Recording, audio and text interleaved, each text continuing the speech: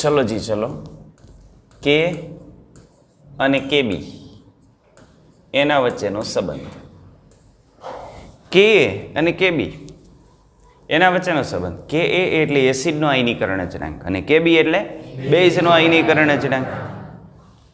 આના વચ્ચે કોઈ સંબંધ ન હોય પણ જો તમે એસિડ અને બેઝ વચ્ચે સંબંધ રાખો ને તો આના વચ્ચે સંબંધ હોય.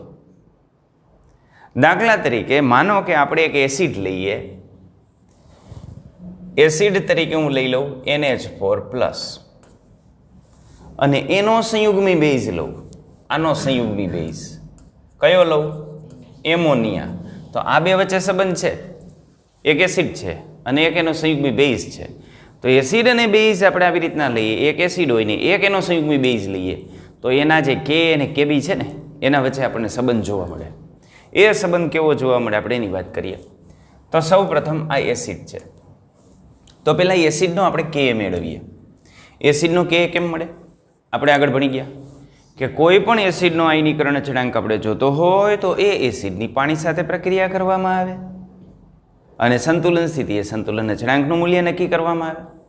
અને આવી જ રીતે કોઈ પણ બેઝ હોય અને બેઝનો કેબી જોતો હોય તો બેઝનો કેબી મેળવવા માટે બેઝની કોઈ નિશ્ચિત એસિડ સાથે આપણે રાસાયણિક પ્રક્રિયા કરીએ, યાની પાણી સાથે રાસાયણિક પ્રક્રિયા કરીએ અને પાણી સાથે પ્રક્રિયા કરી અને એનો શું મેળવવામાં આવે? કેબી મેળવવામાં આવે. રેડી? તો કે અને કેબી આપણે મેળવવાનો છે. તો પહેલાં એસિડ, તો એસિડ આપણી પાસે છે NH4+. હવે આનો આયનીકરણ અચળાંક મેળવવો એટલે આની અંદર શું નાખવું પડે? પાણી. પાણી આપણે એની અંદર નાખીએ એટલે એસિડ છે. એસિડ શું કરશે? પ્રોટોન ગુમાવશે. પ્રોટોન ગુમાવશે એટલે શું મળશે? એમોનિયા સંયુગ્મી બેઝ અને સામે આપણને મળશે H3O+. આમ મળી ગયું. હવે આના માટે આપણે સંતુલન અચળાંક આપણે મેળવીએ. તો આના માટે સંતુલન અચળાંક હું KEQ કહું તો KEQ શું મળશે આપણને? નિપજની સાંદ્રતા છેદમાં પ્રક્રિયકની સાંદ્રતા. પ્રક્રિયકની સાંદ્રતામાં NH4+ ની સાંદ્રતા ઇન્ટુ H2O ની સાંદ્રતા. H2O ની સાંદ્રતા ચડ હોય, આ બાજુ લઈ લઈએ. આના માટે આપણે લઈ લઈએ KA. તો અહીંયા આપણને KA ની કિંમત મળશે. શું મળશે? એમોનિયાની સાંદ્રતા ઇન્ટુ H3O+ ની સાંદ્રતા ના છેદમાં NH4+ ની સાંદ્રતા. આને કહી દઈએ ઇક્વેશન નંબર 1. રેડી? તો એસિડનો આયનીકરણ અચળાંક આપણને મળી ગયો. હવે આપણે જોઈ છે બેઝનો આયનીકરણ અચળાંક. તો બેઝ આપણે લઈ લઈએ. બેઝ, તો બેઝ કયો? સંયુગ્મી બેઝ. આ અને સંયુગ્મી બેઝનો આયનીકરણ અચળાંક મેળવવો હોય તો શું કરવો પડે? તો સંયુગ્મી બેઝ એનો આયનીકરણ અચળાંક મેળવવો હોય તો બેઝનો આયનીકરણ અચળાંક મેળવવા માટે એની કેની સાથે પ્રક્રિયા કરવાની? પાણી સાથે. આ બેઝ છે એટલે એ શું કરશે? પ્રોટોન સ્વીકારશે. પ્રોટોન સ્વીકાર એટલે શું બને? NH4+ અને આમાંથી શું બને? OH-. રેડી? તો હવે આના માટે આયનીકરણ અચળાંક મેળવીએ. તો આના માટે આયનીકરણ અચળાંક KEQ નિપજની સાંદ્રતા યાની NH4+ ની સાંદ્રતા ઇન્ટુ OH- ની સાંદ્રતા ના છેદમાં એમોનિયાની સાંદ્રતા ઇન્ટુ H2O ની સાંદ્રતા. પાણીની સાંદ્રતા અચળ હોય, અહીંયા લઈ લઈએ એટલે આપણને મળશે કેબી. કેબી NH4+ ની સાંદ્રતા ઇન્ટુ OH- ની સાંદ્રતા ના છેદમાં એમોનિયાની સાંદ્રતા. આ આપણને મળી ગયું ઇક્વેશન નંબર 2. તો ઇક્વેશન નંબર 1 આપણને મળી ગઈ કે ની સાંદ્રતા. ઇક્વેશન નંબર 2 કે જે આપણને આપે છે કેબીની કિંમત. Okay, ready? ક્લિયર આટલી વસ્તુ? તો કે અને કેબીની કિંમત આપણને મળી ગઈ. હવે અહીં મેં બે પ્રક્રિયા લીધી છે. કઈ બે પ્રક્રિયા લીધી છે તો એની આપણે વાત કરીએ. તો પહેલી પ્રક્રિયા આપણે લીધી છે આ NH4+, એમાં આપણે નાખ્યું પાણી, એમાં આપણે પાણી નાખ્યું એટલે નિપજ તરીકે આપણને મળ્યું એમોનિયા પ્લસ H3O+ આયન. આનો કંઈક સંતુલન અચળાંક મળ્યો અને એ સંતુલન અચળાંકને આપણે કહીએ છીએ KA. પછી મેં એક બીજી રાસાયણિક પ્રક્રિયા લીધી. તો બીજી રાસાયણિક પ્રક્રિયા આપણે જે લીધી એ હતી એમોનિયા. एमोनिया प्लस पानी, इट गिव्स एन टेक, यहाँ पे आ गया NH4+ आ गया और OH माइनस आ गया और इसका आयोनाइजेशन कांस्टेंट हो गया Kb। चलो अब देखो हम क्या करते हैं, ये दोनों इक्वेशन का एडिशन कर डालेंगे। ये इक्वेशन नंबर 1 है, इक्वेशन नंबर 2 है, तो क्या हो जाएगा, ये हो गया। देखो जी देखो, एमोनिया एमोनिया कैंसिल हो गया, NH4+ भी कैंसिल हो गया, इस और आ गए H2O plus H2O, it gives intake H3O+ and OH-। अरे मारा वाला, आ तो थई गयुं पाणीनुं स्व-आयनीकरण, અને પાણીના સ્વ-આયનીકરણ માટે જે આપણને મળે એને આપણે કહેતા KW। પણ વાસ્તવિક સિદ્ધાંત એવો છે કે કોઈ પણ રાસાયણિક પ્રક્રિયાનો તમે સરવાળો કરો અને તમને જે ચોખ્ખી પ્રક્રિયા મળે, નેટ પ્રક્રિયા તમને મળે, એ નેટ પ્રક્રિયાનો સંતુલન અચળાંક 2 કે 3 જેટલી પ્રક્રિયાનો તમે સમન્વય કર્યો હોય ને એના સંતુલન અચળાંકના ગુણાકાર જેટલો હોય। કેના જેટલો હોય? ગુણાકાર જેટલો। તો આના પરથી આપણે આવું કહી શકીએ કે આના ઇઝ ઇક્વલ ટુ Ka ગુણ્યા Kb। આમ રેડી? અને આના માટે KW તો આપણને ખ્યાલ જ છે ને, KW આપણને કેમ મળે? તો KW is equal two H3O+ ની સાંદ્રતા ઇન્ટુ OH- ની સાંદ્રતા। રેડી? ઓકે? કારણ કે સંતુલન અચળાંકનું લક્ષણ શું છે? તો સંતુલન અચળાંકનું આ લક્ષણ છે, અહીંયા શું છે? સરવાળો। આમાં શું થાય છે? ગુણાકાર। તો એ સરવાળાનો શું કરે છે? ગુણાકાર। તો તમે આ બે પ્રક્રિયાનો શું કર્યો? સરવાળો। તો સંતુલન અચળાંકમાં શું થાય? એના સંતુલન અચળાંકનો ગુણાકાર, કારણ એનો સંબંધ શું છે? સરવાળાનો એ ગુણાકાર કરે। Okay, ready? તો વાસ્તવમાં થાય છે કે નથી થતું એ આપણે ચેક કરવું છે। તો ચલો ચેક કરીએ કે આ કહે છે એવું થાય છે કે નથી થતું। તો એના માટે આપણે શું કરવું પડે? તો એના માટે આપણે કરવું પડે Ka અને Kb એનો ગુણાકાર કરવો પડે। તો આપણે Ka ગુણ્યા Kb કરીએ। Ka ગુણ્યા Kb આપણે કરવું હોય તો આપણે Ka અને Kb ની કિંમત જોઈએ। તો Ka ની કિંમત આ છે, બરાબર? આ Ka ની કિંમત અને Kb ની કિંમત। તો પહેલાં હું Ka ની કિંમત મૂકી દઉં। શું હતી Ka ની કિંમત? એમોનિયાની સાંદ્રતા, H3O+ ની સાંદ્રતા અને NH4+ ની સાંદ્રતા। તો આ થઈ ગઈ Ka ની કિંમત। Ka ની કિંમત NH3 ની સાંદ્રતા, H2O ની સાંદ્રતા, અરે H3O+ ની સાંદ્રતા ના છેદમાં NH4+ ની સાંદ્રતા। પાણીની સાંદ્રતા તો અચળાંકમાં લઈ લીધી હોય, ગુણાકારમાં Kb। તો Kb એટલે આ થઈ ગયો Kb, ઉપર NH4+ OH- અને નીચે અમોનિયા। તો આની સાંદ્રતા NH4+ ની સાંદ્રતા, OH- ની સાંદ્રતા ના છેદમાં એમોનિયાની સાંદ્રતા। તો એમોનિયાની સાંદ્રતા, એમોનિયાની સાંદ્રતા, NH4+ ની સાંદ્રતા, NH4+ ની સાંદ્રતા કેન્સલ। તો આના બરાબર આવ્યો H3O+ આયનની સાંદ્રતા, OH- આયનની સાંદ્રતા। આ તો આપણને ખ્યાલ છે ભાઈ, આને કહેવાય KW। તો પ્રૂવ થઈ ગયું, બરાબર? ગણતરી ઉપરથી પ્રૂવ કર્યું। મૂલ્ય ઉપરથી પ્રૂવ કરવું હોય તો, મૂલ્ય ઉપરથી પ્રૂવ કરવું હોય ને તો આનું મૂલ્ય તમને ખબર હોવું જોઈએ કે આ પ્રક્રિયા માટે Ka ની કિંમત કેટલી છે અને આ પ્રક્રિયા માટે Ka ની કિંમત, Kb ની કિંમત કેટલી છે। તો આ એમોનિયા, આ જે એમોનિયા છે એના માટે Kb ની કિંમત આપણને ખ્યાલ હોવી જોઈએ। તો એમોનિયા માટે પ્રાયોગિક રીતે Kb ની કિંમત 1.8 ઇન્ટુ 10⁻⁵ છે, આ Kb ની કિંમત। અને આના માટે Ka ની પ્રાયોગિક કિંમત આપણને NH4+ માટે Ka ની પ્રાયોગિક કિંમત ખબર હોવી જોઈએ। તો એની કિંમત છે 5.6 ઇન્ટુ 10⁻10। આ Ka ની કિંમત છે અને આ Kb ની કિંમત છે। કેવી રીતે મેળવી? પ્રાયોગિક રીતે। તમારે યાદ રાખવી પડે, ન લખો તો કોઈ પ્રશ્ન નથી, લખવાની કોઈ આવશ્યકતા નથી, કારણ કે આપણે એક રીતે પ્રૂવ કરી દીધું આપણે એક રીતે તો પ્રૂવ કરી દીધું કે આ બેનો ગુણાકાર કેટલો થાય? તો KW થાય, બરાબર? હવે આપણે પ્રાયોગિક પરિણામને આધારે પ્રૂવ કરવું હોય તો પ્રૂવ આપણે એમ કરી શકીએ Ka ગુણ્યા Kb is equal to Ka યાની એસિડનો આયનીકરણ અચળાંક કેટલો છે? 5.6 into 10⁻⁷ 10 multiply by 1.8 into 10⁻⁻5 is equal to approx 1.0 into 10⁻14 અને આ તો છે પાણીનો આયોનિક ગુણાકાર KW. રેડી? તો આ રીતે આપણને મળે. ઓકે, તો બે વસ્તુ આપણે આના ઉપરથી શીખશું. એક તો આ વસ્તુ શીખશું કે કોઈ પણ એસિડ હોય, આ એસિડ છે, કોઈ પણ એસિડ હોય અને એનો જ સંયુગ્મી બેઝ હોય, ગમી બેઝ નો હાલે, રેડિયર બેઝ નો લઈ શકો, એનો જ સંયુગ્મી બેઝ હોય, યાની એસિડ અને બેઝની પેર હોય, એક એસિડ હોય અને એનો સંયુગ્મી બેઝ હોય, અથવા બેઝ હોય એનો સંયુગ્મી એસિડ હોય, તો એના તમે કે અને કેબીની જે કિંમત મેળવો છો એનો ગુણાકાર કરો ને તો હંમેશા એનો ગુણાકાર કેટલો થાય? પાણીના આયોનિક ગુણાકાર KW જેટલો થાય.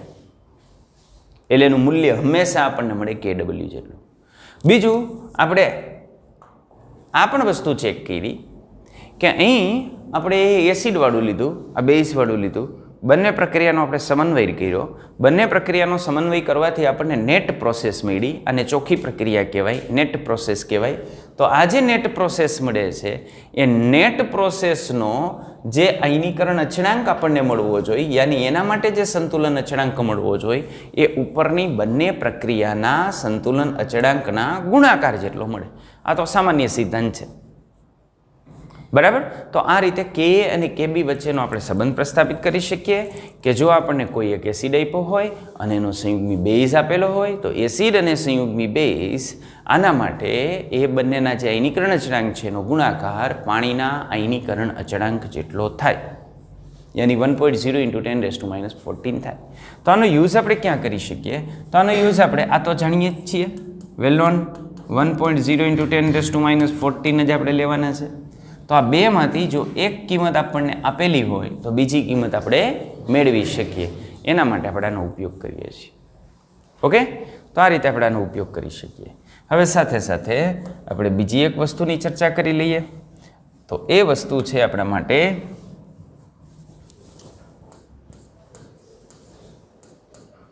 અત્યાર સુધી આપણે જે બધા એસિડ જોયા ને એ એવા પ્રકારના એસિડ જોયા કે જે એસિડના આયનીકરણથી એક જ H+ ઉત્પન્ન થતો હોય. પણ માનો કે કોઈ આપણે એવો એસિડ લઈએ કે જે એસિડમાં એક કરતાં વધારે H હોય અને એક કરતાં વધારે H+ આયન ઉત્પન્ન કરતા હોય. તો જો બે H+ આયન ઉત્પન્ન કરતા હોય તો એને આપણે ડાયબેઝિક અથવા દ્વિબેઝિક એસિડ કહેતા હોય. 3 ઉત્પન્ન કરે તો એને ટ્રાયબેઝિક એસિડ કહેવાય. 4 ઉત્પન્ન કરે તો એને ટેટ્રાબેઝિક એસિડ કહેવાય. બેઝિક શા માટે કહીએ છીએ ખ્યાલ છે ને? આપણે વ્યાખ્યા જોઈ ગયા હતા કે 1 મોલ એસિડ વડે તટસ્થીકરણ પામતા OH- આયનના મોલની સંખ્યાને તેની બેઝિકતા કહે છે. દાખલા તરીકે 1 મોલ HCl લ્યો તો 1 મોલ OH- ને તટસ્થ કરે એટલે એને મોનોબેઝિક કહેવાય.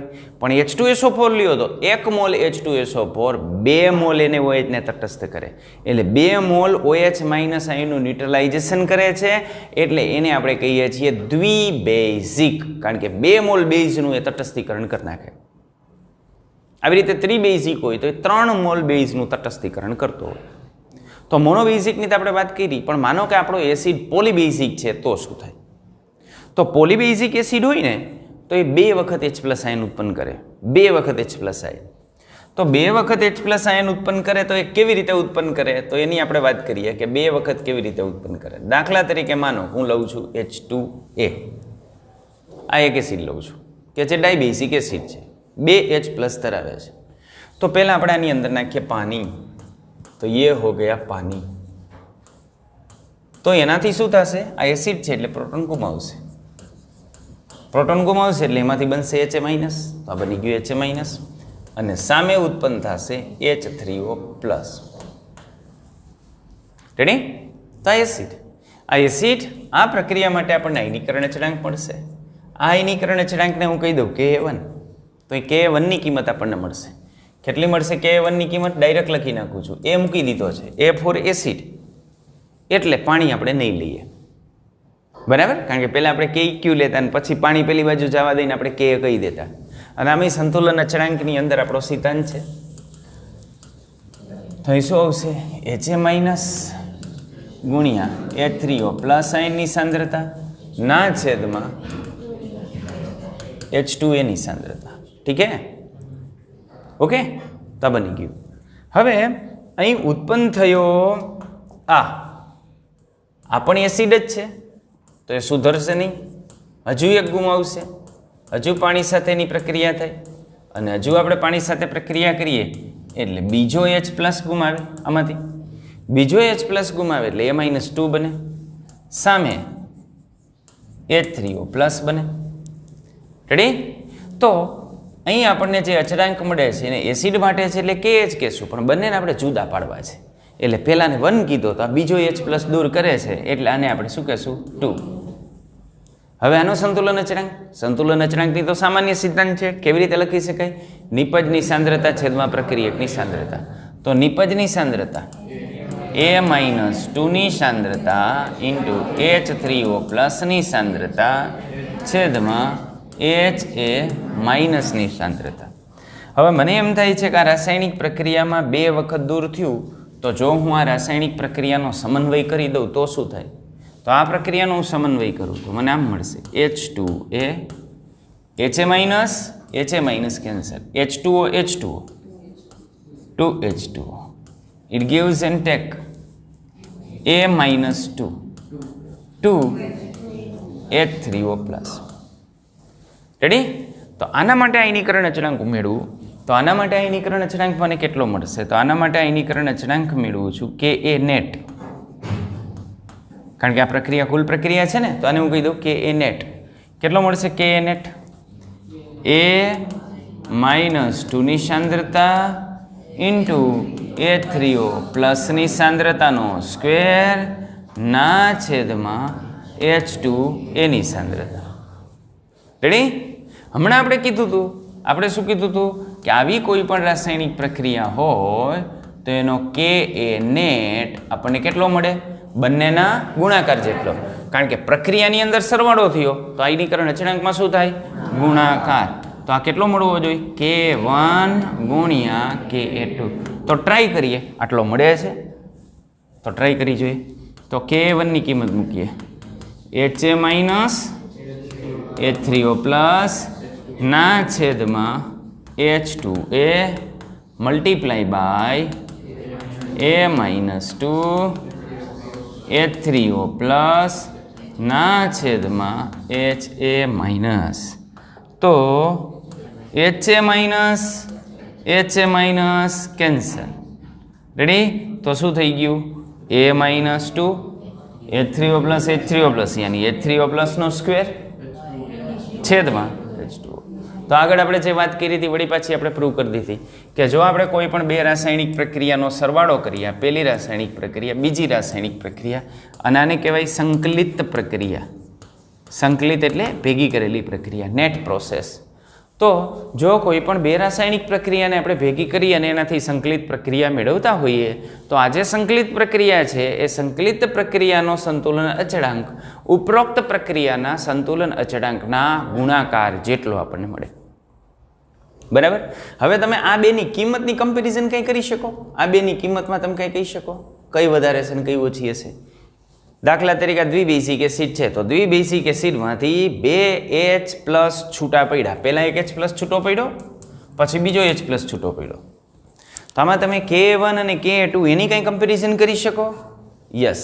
આમાં K1 ની કિંમત છે ને મોટી હોય, કારણ કે પહેલો H+ ગુમાવવાનો છે. પહેલી વખત H+ ગુમાવવાનો હોય ને ત્યારે ઉમળકા જાચા હોય, ઓહ આપણે એસિડ તરીકે વર્તશું, આપણે H+ ગુમાવશું. બરાબર? એટલે આ સરળતાથી ગુમાવશે. અને બીજી વખત તો આ ઓલરેડી નેગેટિવ ચાર્જ ધરાવે છે. કેવો ચાર્જ ધરાવે છે? Negative charge. H એ માઇનસ છે, નેગેટિવ ચાર્જ ધરાવે છે. અને હવે એમાંથી પ્લસ ચાર્જ દૂર કરવો એટલે પહેલાં કરતાં ટફ હોય. અને જો પહેલાં કરતાં મુશ્કેલ હોય તો K1 કરતાં K2 ની કિંમત હંમેશા કેવી હોય? ઓછી હોય. રેડી? ક્લિયર? આવા ડાયબેઝિક એસિડ જે હોય ને એના માટે આ લાગુ પડે. આ H2SO4 માટે લાગુ પડે, ઓક્ઝેલિક એસિડ માટે લાગુ પડે, સલ્ફ્યુરસ એસિડ માટે લાગુ પડે. પણ એમાં H2SO4 sulphuric acid strong acid છે અને સ્ટ્રોંગ એસિડ માટે તમને ખ્યાલ છે કે એની કિંમત ખૂબ ઊંચી હોય. તો H2SO3 યાની સલ્ફ્યુરસ એસિડને આપણે લાગુ પાડી શકીએ, ઓક્ઝેલિક એસિડને આપણે લાગુ પાડી શકીએ, કોઈ પણ દ્વિકાર્બોક્સિલિક એસિડ છે એને આપણે લાગુ પાડી શકીએ. એવા કાર્બોક્સિલિક એસિડ કે જેમાં 2 COOH સમૂહ હોય એને તમે આ ફોર્મ્યુલા લાગુ પાડી શકો. H2CO3 ની અંદર લાગુ પાડી શકો. બરાબર. ટ્રાઇપ્રોટિકની આપણે વાત કરીએ તો કેટલાક આપણી પાસે એવા બેઝ છે, એવા એસિડ છે કે જે એસિડ ટ્રાઇપ્રોટિક એસિડ છે યાની ટ્રાઇબેઝિક એસિડ છે. દાખલા તરીકે H3PO4. તો આ H3PO4 માટે આપણે કેવું હોય તો H3PO4 માટે આપણને પેલું આ રીતે મળે. આ H3PO4 એમાં આપણે પાણી નાખીએ, આમાં પાણી નાખીએ એટલે સંતુલન સ્થિતિ મળે. H2PO4 -1 અને H3O+. આના માટે જે મળે એને આપણે શું કહેશું Ka1. અને આના માટે Ka1 ની કિંમત કેમ મળે? H2PO4 -H3O+ divided by H3PO4 ની સાંદ્રતા. હવે જે મળ્યું એનો પાછો આપણે યુઝ કરીએ. આનો બીજું આયનીકરણ H2PO4 આની આપણે પાણી સાથે પ્રક્રિયા કરીએ. પ્રતિવર્તી પ્રક્રિયા જોયો પણ હું અહીંયા ડબલ દર્શાવું છું, બરાબર મૂકું છું.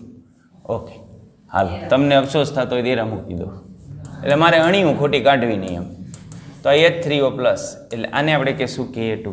તો Ka2 ની કિંમત આપણને મળશે HPO4 -2 H3O+H3PO4. Ready? H2PO4 H2PO4 चलो वहाँ से आगे रे आगे. ओके, હવે HPO4 -2 આમાં એક પાણી નાખીએ એટલે એમાંથી પ્રક્રિયા થશે PO4 -3 plus H3O plus Ka3 કેમ મળે? PO4 -3 H3O પ્લસ ના છેદમાં HPO4 -2. रेडी? अब बारी आ गई ऑल ओवर रिएक्शन की. तो चलो देखो कुल प्रक्रिया. आ फर्स्ट, आ सेकंड एंड आ थर्ड. आने कहेशुं संकलित अथवा नेट प्रोसेस अथवा कुल प्रक्रिया. तो ये cancel. H3PO4 plus 3H2O, it gives PO4 -3 plus H3O plus 3H3O plus. Ready? Okay, તો આના માટે Knet અથવા Knet આપણને કેટલું મળશે? તો એ આપણને મળશે PO4 -3 into H3O plus ની 3 ઘાત ના છેદમાં H3PO4 is equal to K1 ગુણ્યા K2 ગુણ્યા Ka3. આ ત્રણેયનો ગુણાકાર કરી નાખો એટલે આપણને મળે. તો પાછું આપણે સાબિત કરી દીધું કે કોઈ પણ રાસાયણિક પ્રક્રિયા સાથે જ્યારે સંતુલન અચળાંક સંકળાયેલા હોય અને આવી એક કરતાં વધારે રાસાયણિક પ્રક્રિયાની તમે નેટ પ્રક્રિયા લખો યાની સંકલિત પ્રક્રિયા લખો, તો આ સંકલિત પ્રક્રિયા સાથે સંકળાયેલો જે સંતુલન અચળાંક છે એ સંકલિત પ્રક્રિયામાં ભાગ લેતી બધી જ જે પ્રક્રિયાઓ છે એના સંતુલન અચળાંકના ગુણાકાર જેટલો આપણને મળે. રેડી? અને અહીંયા K1 કરતાં K2 કેવો હશે? નાનો હશે. K2 કરતાં K3 કેવો હશે? નાનો હશે. તો જેમ આગળ આપણે જશું એમ એ K આયનીકરણ અચળાંકની કિંમત નાની થતી જશે. ને જો આયનીકરણ અચળાંકની કિંમત નાની થતી જાય તો આપણે કહી શકીએ કે આગળ જતાં આયનીકરણ જેમ થતું જાય એમ વીક એસિડ બનતો જાય. તો આ ઓલરેડી વીક એસિડ છે પણ આ એના કરતાંય વીક હોય. આ વીક એસિડ છે પણ આ એના કરતાંય વીક હોય. રેડી? તો આ રીતનું વલણ આપણને આની અંદર જોવા મળતું હોય. ક્લિયર એટલી વસ્તુ? શા માટે દ્વિતીય આયનીકરણ અચળાંકનું મૂલ્ય ઓછું મળે? Ka2 ની કિંમત Ka1 કરતાં ઓછી શા માટે મળે ખબર પડી? સમજાણી આટલી વાત? કારણ કે હવે ઓલરેડી નેગેટિવ આયન બન્યો હોય, નેગેટિવ આયનમાંથી એને ઇલેક્ટ્રોન મુક્ત કરવાનો હોય, એટલા માટે આ પ્રકારનું વલણ આપણને જોવા મળે. રેડી? તો અહીંયા આપણે બે ટોપિકની વાત કરી. એક ટોપિક આપણે એ લીધો આગળ કે Ka અને Kb યાની એસિડ અને એનો સંયુગ્મી બેઝ એના આયનીકરણ અચળાંક વચ્ચે શું સંબંધ હોય એની આપણે ચર્ચા કરી. અને જે પોલીપ્રોટિક એસિડ હોય, પોલીબેઝિક એસિડ હોય, એના આયનીકરણ અચળાંક એ એકબીજા સાથે કેવી રીતે સંબંધિત હોય તો એની આપણે ચર્ચા અહીં કરી. ક્લિયર આટલી વસ્તુ? ઓકે, ચાલો આપણે પીએચના દાખલાની અંદર હતા. પીએચના દાખલાની અંદર આપણે કેટલાક દાખલા જોયા હતા અને એ દાખલાની અંદર આપણે એવા પ્રકારના દાખલા જોયા હતા કે જેની અંદર એસિડ અથવા તો બેઝ એ સ્ટ્રોંગ અથવા તો સ્ટ્રોંગ બેઝ હોય, યાની સ્ટ્રોંગ એસિડ હોય અથવા સ્ટ્રોંગ બેઝ હોય, તો એની આપણે ચર્ચા કરી ગયા હતા. હવે આપણે વાત કરવાની છે કે માનો કે વીક એસિડ હોય તો પીએચ કેમ મળે? વીક એસિડ આપણને આપેલો એસિડ છે ને એ વીક એસિડ છે, તો એના માટે પીએચ કેવી રીતે મળે? આમ આપણને આપ્યું 0.01 મોલર CH3COOH ના જલીય દ્રાવણની પીએચ ગણો.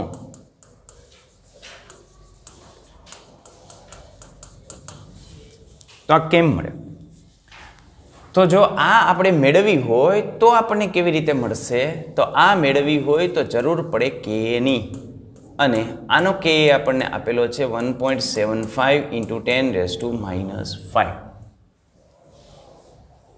બરાબર? K વગર ના મળે. હવે તમને ખ્યાલ છે કે અહીં એસિટિક એસિડની આપણે વાત કરીએ છીએ, તો એસિડિક એસિડના દ્રાવણની પીએચ આપણે મેળવી હોય તો આ રીતે મેળવી શકીએ. આપણે લખી શકીએ કે CH3COOH નિર્બળ એસિડ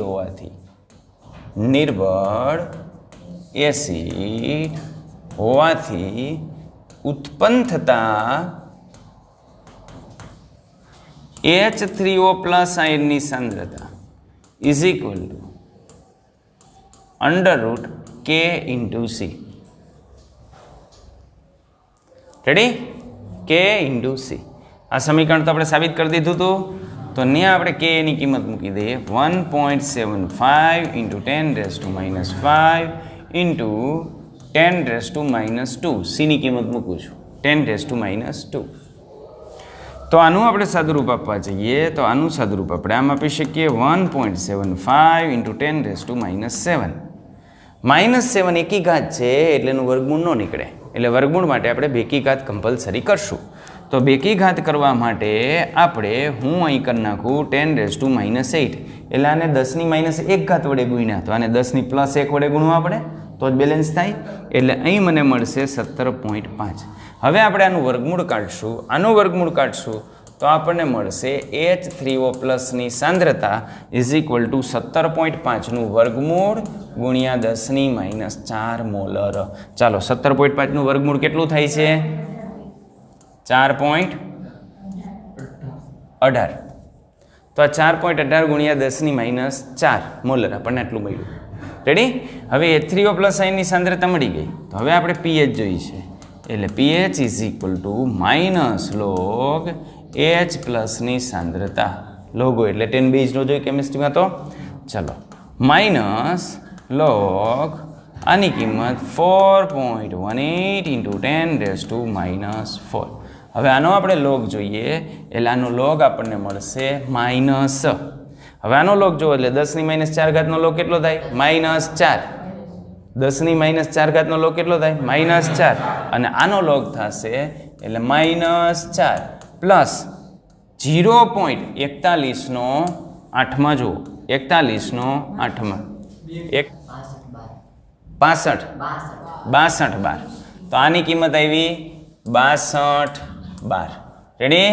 ચાલો હવે આનું સાદુરૂપ આપી દઈએ, એટલે આ થઈ જાય -3.3788 પ્લસ એટલે 3.3788. આ આપણને મળી ગઈ પીએચની કિંમત. તો જો આવું એસિટિક એસિડનું દ્રાવણ હોય તેની પીએચ આપણને આમ મળે. બરાબર? હવે આ સૂત્ર તો આપણે તાર્યું હતું, ખ્યાલ છે ને? આપણે તાર્યું છે, બરાબર? પણ માનો કે અત્યારે ટેક્સ્ટ બુકમાં આપ્યું એવી રીતે તમારે ચાલવું હોય તો તો ચાલી શકો. તો તમારે પહેલાં આલ્ફા મેળવવો પડે અને કાં તો આપણે ઓલું સમીકરણ લખીએ છીએ ને એવી રીતે તમારે આગળ જવું પડે સંતુલન અચળાંકની કિંમત મેળવીને. બરાબર. તો H3O પ્લસ આયનની સાંદ્રતા તમને મળે સી આલ્ફાને આધારે. સમીકરણ તાર્યું હતું ને H3O પ્લસ આયનની સાંદ્રતા is equal two C alpha. બરાબર. તો પેલા કે ઉપરથી આલ્ફા મેળવવો પડે ને આલ્ફા આપણને મળી જાય તો આલ્ફા ઉપરથી સી અને આલ્ફાનો ગુણાકાર કરી નાખીએ એટલે આપણને શું મળી જાય H3O પ્લસની સાંદ્રતા. પણ શોર્ટ મેથડ આ છે H3O પ્લસ આયનની સાંદ્રતા એટલે આપણને આ રીતે મળે. તો નિર્બળ એસિડ આપણને આપ્યો હોય નિર્બળ એસિડની પીએચ આપણે ગણવાની હોય તો નિર્બળ એસિડની પીએચ આપણે આ રીતે ગણી શકીએ. ક્લિયર એટલું? ઓકે. તો આ નિર્બળ એસિડની પીએચ આમ ગણાય. આવી જ રીતે નિર્બળ બેઝ હોય તો નિર્બળ બેઝ માટે આપણને શું આપ્યું હોય કેબી આપ્યો હોય તો કેબી આપ્યું હોય ત્યારે આપણને શું મળે OH માઇનસની આયન્સની સાંદ્રતા ઇઝ ઇક્વલ ટુ કેબી ઇન્ટુ સીનું વર્ગમૂળ. તો આ જ રીતે તમે જાઓ એટલે પહેલાં OH માઇનસ આયનની સાંદ્રતા મળે પછી OH માઇનસ આયનની સાંદ્રતા ઉપરથી POH મેળવવાની અને POH મળે એ POH ઉપરથી આપણે શું મેળવી લેવાની પીએચ મેળવી લેવાની. 14માંથી બાદ કરી નાખો એટલે શું મળી જાય આપણને પીએચ મળી જાય. રેડી? ઓકે. ચાલો રકમને દાખલો ટેકવી લ્યો પછી આપણે બીજા દાખલામાં જઈએ. ચલો બીજો એક પ્રશ્ન લઈ લઈએ કે જેમાંથી આપણે થોડીક સમજણ મેળવવાની છે. 0.000 મોલર HClનું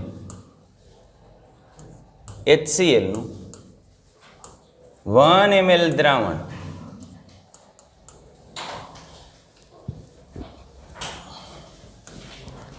મંદન કરી 10 લીટરમાં રૂપાંતરિત કરવામાં આવે તો અંતિમ દ્રાવણની પીએચ ગણો.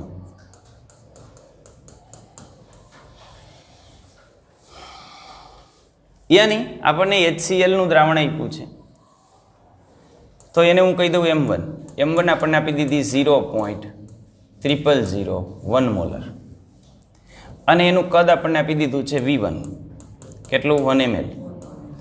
આની અંદર પાણી ઉમેરવાનું પાણી ઉમેરી અને અંતિમ કદ કરી નાખવાનું 10 લીટર 10 અને એ પણ લીટર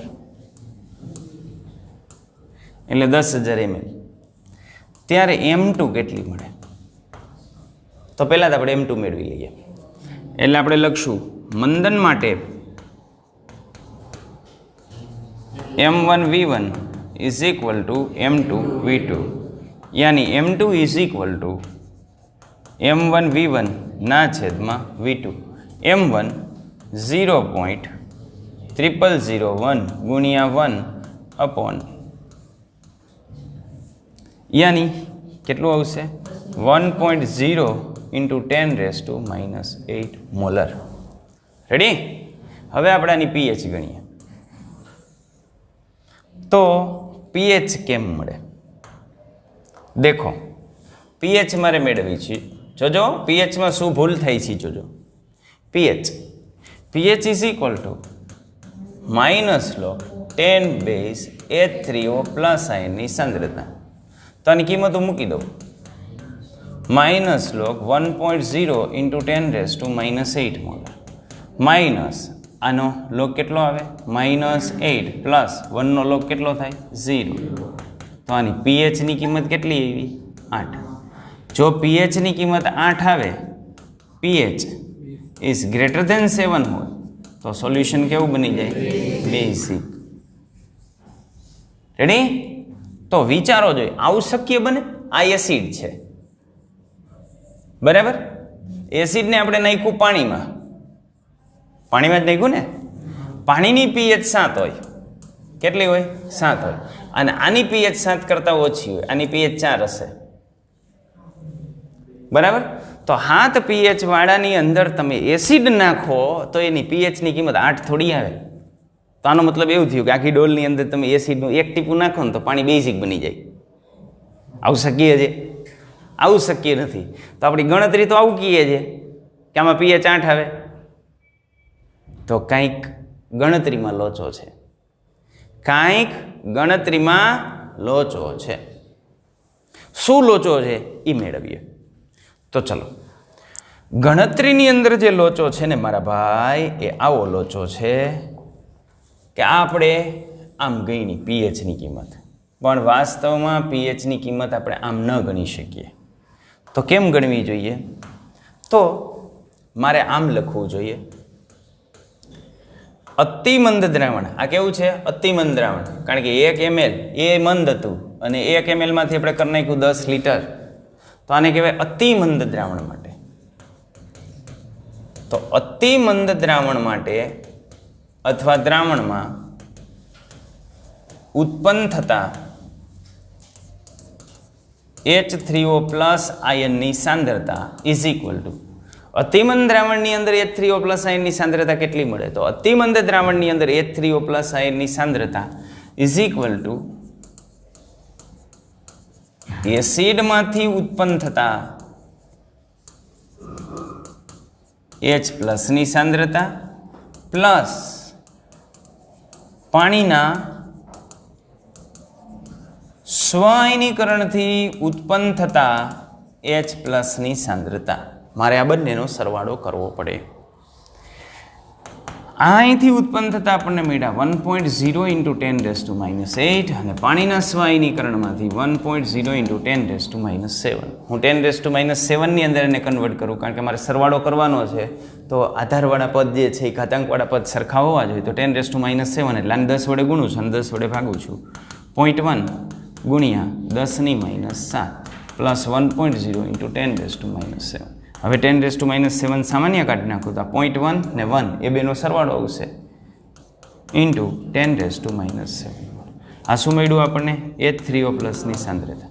તો જો જ્યારે અતિમંદ દ્રાવણ હોય ને ત્યારે પાણીના સ્વઆયનીકરણથી ઉત્પન્ન થયેલા H3O પ્લસ આયન છે ને આપણે અવગણી ન શકીએ, આગળ અવગણી નાખતા. માનો 0.1 મોલર HCl નું દ્રાવણ હોય તો આને આપણે અવગણી નાખતા. કેમ? હવે એની સાપેક્ષમાં તો ખૂબ નાના હોય, પણ જ્યારે અતિમંદ દ્રાવણ હોય ત્યારે આને આપણે અવગણી ન શકીએ. તો હવે H3O પ્લસ આયનની સાંદ્રતા આપણને કેટલી મળી? 1.1 × 10⁻7. હવે હું pH ગણું તો હવે એને આધારે આપણને pH મળશે. pH is equal to -log 1.1 × 10⁻7.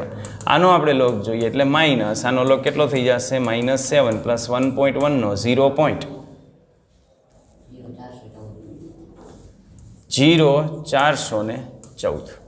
તો -6.9586 માઇનસ માઇનસ પ્લસ 6.9586.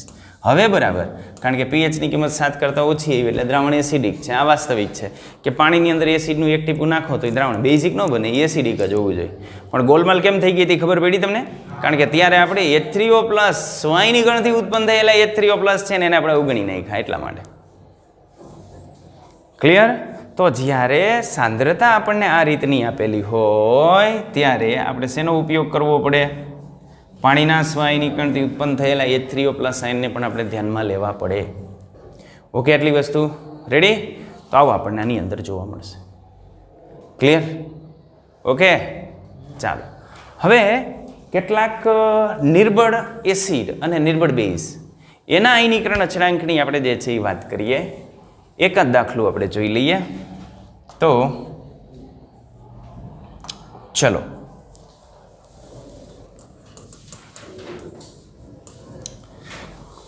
કોયડા નંબર 7.18 ની વાત કરીએ. તો કોયડા નંબર 7.18 ની અંદર આપણને આટલી ડિટેલ આપી છે. એક આપણને HF આપ્યું છે, હાઇડ્રોફ્લોરિક એસિડ. હાઇડ્રોફ્લોરિક એસિડનો કે આપણને આપી દીધો છે 3.2 × 10⁻⁴ આપી દીધો છે. સી યાની શરૂઆતની સાંદ્રતા 0.02 મોલર આપેલી છે. એનો વિયોજન અંશ આપણને આલ્ફા મેળવવાનો કીધો છે. સ્પીસીસની સાંદ્રતા મેળવવાની છે સંતુલન સમયે. H3O પ્લસની કેટલી હોય, F માઇનસની કેટલી હોય, HFની કેટલી હોય, અહીં HF છે એ HFની સાંદ્રતા કેટલી હોય, અને સામે આપણને મેળવવાનું કીધું છે હજુ એક pH કે pHની કિંમત કેટલી હોય. તો આટલી વસ્તુ આપણને મેળવવાની કીધી છે HF માટે. હવે આ દાખલો હું બે રીતે ગણી શકું છું. એક તો આપણને ટેક્સ્ટમાં આપ્યો છે એ રીતે હું ગણતરી કરી શકું, અને બીજું આગળ આપણે નિર્બળ એસિડ માટે ગણતરી કરી નાખી છે તો એને આધારે હું ગણતરી કરી શકું. બરાબર? ટેક્સ્ટની અંદર જે મેથડ આપી છે તમારી પાસે છે એટલે ટેક્સ્ટ મુજબ તમે ગણી નાખજો. હું આપણી બીજી મેથડને આધારે ગણી નાખું છું જેથી એના જવાબની અંદર કેટલું વેરિએશન આવે છે ને એ તમને ખ્યાલ આવે. રેડી? ઓકે, તો ટેક્સમાં જે મેથડ આપી છે એ મેથડથી તમારે ગણવાનો છે. આપણે બીજી મેથડથી, આપણે જે આગળ તારવણી કરી હતી ને એ મેથડથી હું આ દાખલાને લઈ જાઉં છું. તો પેલું મારે જોઈ છે H3O પ્લસ આયનની સાંદ્રતા. તો આપણે જાણીએ છીએ કે નિર્બળ એસિડ માટે HF નિર્બળ એસિડ છે અને નિર્બળ એસિડ માટે H3O પ્લસ આયનની સાંદ્રતા is equal two √K × C. √K × C યાની K ની કિંમત આપણને આપી છે 3.2 × 10⁻⁴. સાંદ્રતા આપી છે 2 × 10⁻². બરાબર? તો આ બેનો ગુણાકાર થશે 6.4 અને આ બેનો ગુણાકાર થશે -6. ક્લિયર એટલું? તો આ શું થઈ ગયું? H3O પ્લસ આયનની સાંદ્રતા. હવે આનું વર્ગમૂળ આપણે કાઢી નાખીએ એટલે આપણને મળશે H3O પ્લસ આયનની સાંદ્રતા. આનું વર્ગમૂળ કાઢો 10⁻³ આનું વર્ગમૂળ કેટલું થાય? 2.52. તો આ મળી ગઈ આપણને H3O પ્લસ આયનની સાંદ્રતા. જેટલી H3O પ્લસ આયનની સાંદ્રતા મળે એટલી જ કેની મળે? F માઇનસની સાંદ્રતા મળે. તો F માઇનસની સાંદ્રતા પણ આપણને આટલી જ મળશે. પણ હું એટલું કહું છું કે ટેક્સ્ટ બુકમાંથી જોઈને મને જવાબ ન દેતા, કારણ કે ટેક્સ્ટ બુક બીજી મેથડથી ગણે છે. એને 1 - આલ્ફામાં આલ્ફાને અવગણ્યો નથી. મેં 1 - આલ્ફા ઇઝ ઇક્વલ ટુ 1 લઈ લીધા છે. રેડી? ચાલો, તો આ કિંમત મને મળી ગઈ H3O પ્લસ આયનની સાંદ્રતા. તો આ મળી ગઈ અને આ મળી ગઈ. હવે pH આપણને મળી જાય કે ન મળી જાય? તો આના ઉપરથી pH મળી જાય. અને HFની સાંદ્રતા મારે જોઈ છે. તો HFની સાંદ્રતા કેટલી મળે? તો શરૂઆતમાં કેટલો હતો ભાઈ? 0.02 હતો. એમાંથી વપરાણો કેટલો હોય? તો આટલો વપરાણો હોય. 2.52 × 10⁻³ આટલો વપરાણો હોય. બરાબર? તો 0.02 માઇનસ અને માઇનસ કરી નાખું. 10⁻³ છે એટલે 0.00252 આટલું માઇનસ કરી નાખું તો અંતિમ સાંદ્રતા મળશે 0.01748. રેડી? આટલી સાંદ્રતા આપણને અંતિમ મળે. તો આ મળી ગઈ આપણને HFની સંતુલન સમયની સાંદ્રતા. રેડી? હાલો, pH is equal to -log H3O plus આયનની સાંદ્રતા 2.52 × 10⁻³ એટલે આનો લોગ થાય -3 પ્લસ આનો જો 0 યાની 25 2 0માં 25 2 0માં 25 2 0માં 40 14 એટલે આ મળશે -2.5986 યાની 2.5986 એપ્રોક્સ 2.6. રેડી? તો આ રીતે આપણને મળે. આ આપણી મેથડ છે. બરાબર? ટેક્સની મેથડમાં શું આપ્યું છે? તો ટેક્સની મેથડમાં વિવેચક ડેલ્ટાવાળું આપ્યું છે. કારણ કે તમને આયનીકરણ અચળાંક આપી દીધો છે. એ આયનીકરણ અચળાંક આપી દીધો છે તો તમે સીધું શું લખશો કે પહેલાં તો HFની પ્રક્રિયા લખશો. આ HF plus H2O it gives and take F minus plus H3O plus એટલે તમે લખશો KA. K is equal to શું લખશો? તો આ K ઇઝ ઇક્વલ ટુ તમે જે છે એ લખશો C⁴/1 - α. રેડી? ઓકે, તો આ K is equal two C⁴/1 - α. હવે K ની કિંમત આપણને આપી દીધી છે. K ની કિંમત આપણને કેટલી આપી છે? તો K ની કિંમત 3.2 × 10⁻². તો આ થઈ ગઈ 3.2 × 10⁻⁴. C ની કિંમત આપણને આપી દીધી 0.02. α² આપણે જોઈ છે, 1 - α આપણે જોઈ છે. બરાબર? તો 1 - આલ્ફાને આ બાજુ લ્યો. 3.2 × 10⁻⁴ 1 - α ઇઝ ઇક્વલ ટુ 0.02 α². આનું સાદુરૂપ આપી દઈએ એટલે આપણને મળશે 3.2 × 10⁻⁴ minus 3.2 × 10⁻⁴ alpha is equal to 0.02 α². Ready? Okay, હવે આખા સમીકરણને હું શું કરું ભાઈ? 100 વડે ગુણ નાખું એટલે 2 થઈ જાય. તો આખા સમીકરણનું 100 વડે ગુણી નાખું તો મને મળે 2α². આને 100 વડે ગુણી નાખું એટલે શું મળે? 3.2 × 10⁻². આને 100 વડે ગુણી નાખું તો મને શું મળે? -3.2 × 10⁻² આલ્ફા. આ બધા એક બાજુ લઈ લઉં એટલે 2α² પ્લસ 3.2 × 10⁻² આલ્ફા આ minus 3.2 into 10⁻² is equal two 0. આ એ, આ બી અને સી, એટલે આના ઉપરથી મેળવવાનો પહેલાં વિવેચક ડેલ્ટા. ડેલ્ટા મળે પછી બે બીજ આલ્ફા અને બીટા, પ્લસ અને માઇનસવાળા. બરાબર? તો એક આ બે બીજ જે આલ્ફા અને બીટા મળ્યા એમાં એક પ્લસ આવશે, એક માઇનસ આવશે. માઇનસ આવશે એ શક્ય નહીં હોય, એટલે એક બીજ તમને શક્ય મળશે. એ જે બીજ શક્ય મળી ને એ તમને આલ્ફાની કિંમત મળી, કે આલ્ફાની કિંમત આટલી છે. તો આ મળી ગયો વિયોજન અંશ. અને આપણે આના ઉપરથી વિયોજન અંશ જોતો હોય તો કેમ મળે? આના ઉપરથી આપણે માનો કે વિયોજન અંશ જોતો હોય તો કેમ મળે? તો વિયોજન અંશ ઇઝ ઇક્વલ ટુ આપણને ખ્યાલ છે કે આના બરાબર શું થઈ જાય? સીધું સી આલ્ફા. H3O પ્લસ આયનની સાંદ્રતા is equal two C alpha. બરાબર? પણ આપણો જવાબ ને એના જવાબમાં થોડુંક વેરિએશન આવશે. શા માટે? કે આપણે 1 - આલ્ફાને અવગણી નાખ્યા છે. આપણે જે છે ને એ અહીંયા જે 1 - આલ્ફા આવ્યા ને, 1 - આલ્ફા ઇઝ ઇક્વલ ટુ આપણે 1 લઈ લીધા હોય એ સમીકરણ સાબિત કરવામાં, એટલે એટલું વેરિએશન આવશે. Okay, ready? સારું, અહીં રાખીએ છીએ.